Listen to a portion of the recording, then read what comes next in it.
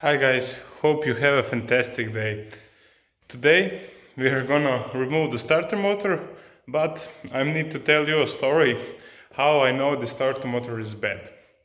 So when I bought the car, I drove it before I bought the car, I drove it like 2 meters just to see if everything's working, la la la. And I said, very good. So I turned it off car and I signed the paper, sit in the car and trying to start it, nothing. Just nothing. That I was thinking it's a uh, bad battery, but I put another one in and still nothing. So we get the hammer and hit it a couple of times and it's loosen up the starter motor and we are able to turn it and the motor was purring and we were all yeah, we are happy, but my mind just couldn't leave me alone and I said let's turn it off again. Yeah, very smart. And now it's gonna definitely work. Yeah, when you hit it with a hammer one time and that's gonna start another. Yeah. So that's the story. And then it just didn't start again. After turning it off, surprisingly, it didn't start again. So yeah, don't do that, guys. If you manage to start the car with a bad starter motor, just leave it running. Yeah, don't listen your mind and thinking now it's gonna work. It's not gonna work. Trust me, I need. At the end, I paid the towing because I couldn't start it. So, yeah, that's it is what it is. What I can say. So, guys, now we need to change the starter motor. I have another one from the donor Niva. So, let me show you what we need to remove first and get it to work. First, when you work on anything, on starter motor, anything electrical, remove the terminals so that you don't mess up something. I don't know what, just I'm saying. But when you done that, you need to remove the airbox, you need to unplug this, the MAF sensor, and the starter motor is all the way down. And some people are removing the alternator, the thermostat. I'm gonna try to avoid that. I'm gonna try to remove a little bit of the exhaust, and hopefully I can shimmy it out. But we're gonna see it. Okay guys, so we know the plan. I'm gonna show you everything I do. Hopefully we are not gonna have too much problem. The starter motor have 3 bolts. 2 I'm gonna remove from top and 1 from the bottom.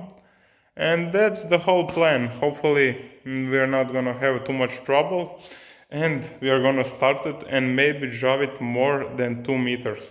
I can't wait to give it a drive here. Here on my land I have space so I can drive it to see if everything works. I don't know. I never go more than 10 kilometers with that car. So I really don't know what to expect. Yeah, very smart decision. But I needed to buy it. It was so cool. Okay, guys, I need to start working now. Let's remove that, and I'm gonna show you what to remove after. Let's go.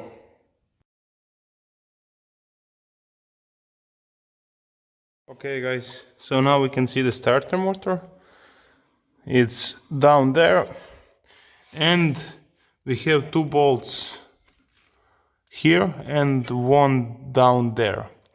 And I highly recommend first remove the bolt all down there because it's the most difficult, but it's easier when you hold it when these 2 bolts are in. It's easier to remove that one because the whole starter motor is not really releasing on the resting, sorry, on that one bolt. So that's the plan. And I think if I remove the exhaust a little bit and if I remove the shield, I think I can get it out. I really don't want to remove the coolant, the alternator. It's more work than I don't want to do. So let's give this a try.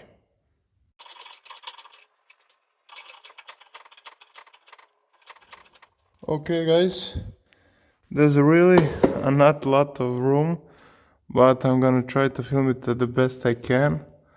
So there barely enough room, come on focus, to fit a small ratchet and a 13mm socket, and enough room to take it out.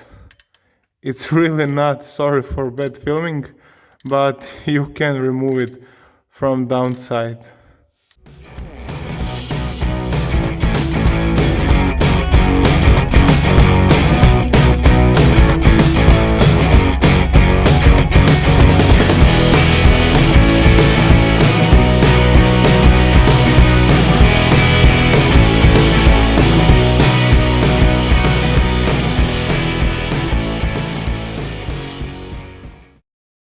Okay guys, I just want to show you.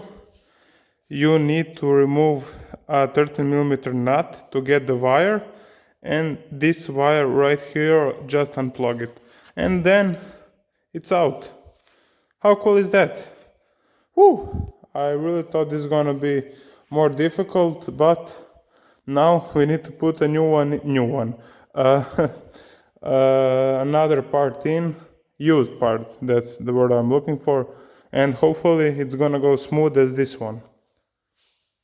Guys, I just want to show you the difference from these two starter motors. So in I don't know what year Lada started to make a smaller starter motor.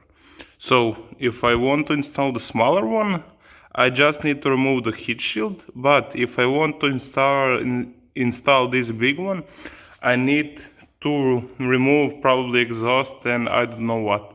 So I'm gonna install the smaller one because it's gonna be easier. I just want to let you that know. Let's go.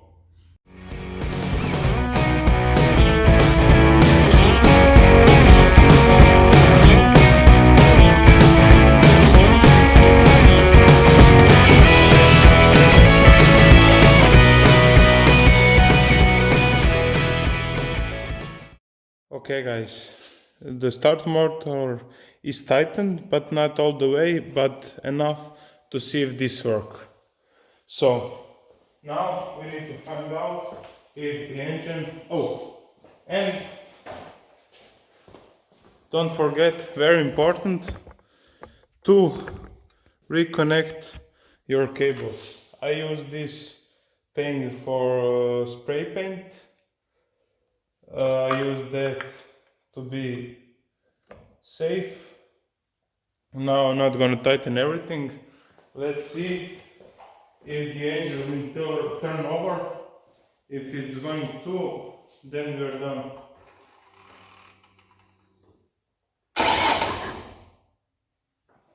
Woo! Okay, that's it. I did just a quick. Whew. Oh, I'm so happy. Yoy. Whew. So the engine, it turned over. Hopefully it's gonna start. But now I need to put everything together. I'm just gonna make you a very quick, very quick time lapse. Let me show you. It's 1:45. I'm sorry, 15 to 1 a.m. So probably when I'm done, it's gonna be past 1 a.m. I did a lot of working, but shit, I'm happy. Let's put this thing together and let's hear it. We need to be quiet, but let's hear it.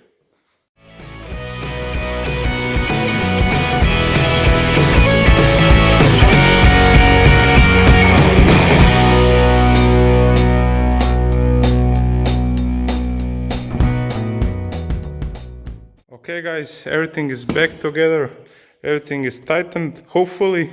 Now, let's give it a shot. It's on jack stands, but I just want to start it. We are in neutral, let me check. Yes, and let's try. Ooh, I'm excited. Woo! Everything working.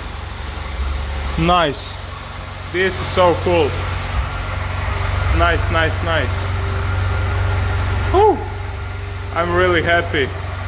Okay, let's do it one more time. Let's do it one more time. Woo! It started again. Okay, that's cool. So guys, thank you so much. Like, share and subscribe, and see you in the next video.